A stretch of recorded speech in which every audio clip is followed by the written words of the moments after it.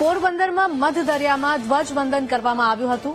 Shriram swimming ક્લબના સભ્યોએ વહેલી સવારે દરિયાની વચ્ચે જઈને તિરંગો લહેરાવ્યો હતો અને ગણતંત્ર દિવસની ઉજવણી કરી।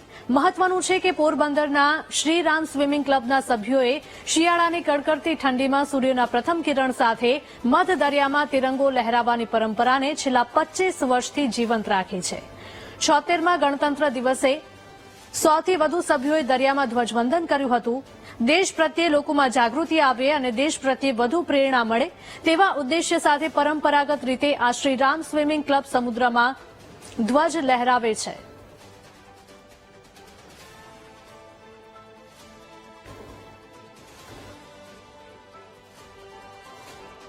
સમગ્ર દેશ ગણતંત્ર દિવસના 75 વર્ષ પૂર્ણ થવાના ઉત્સવને પૂરી દેશભક્તિ સાથે ઉજવી રહ્યો છે।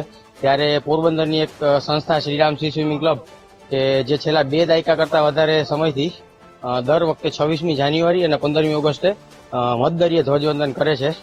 આનો મુખ્ય હેતુ એ છે કે દરેક ઉંમર વર્ગમાં આનાથી સાહસિકતા અને દેશભક્તિની ભાવના આવે તથા દરેક લોકો તંદુરસ્તી અને ફિટનેસ તરફ વળે અને ખાસ તો યુવાનો અને બધા આની અંદર દેશભક્તિના રંગે રંગાય। આ કાર્યક્રમમાં આજે 6 વર્ષના બાળકોથી લઈ અને 80 વર્ષથી ઉપરના વૃદ્ધો સહિત સૌએ ઉમળકાભેર ધ્વજવંદન કરી અને રાષ્ટ્રને આ ધ્વજવંદન અર્પિત કરેલું છે।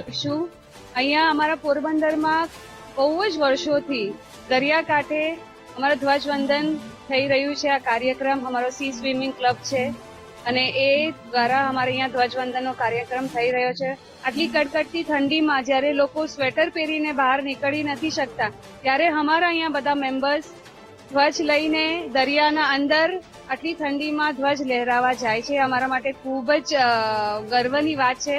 આખા વિશ્વભરમાં અમારા ગુજરાતમાં આ કશે નથી થઈ રહ્યું। આટલી વહેલી સવારના 7 વાગે આટલું કશે નથી થઈ રહ્યું। અમારા માટે ખૂબ જ ગર્વની વાત છે and I am very happy four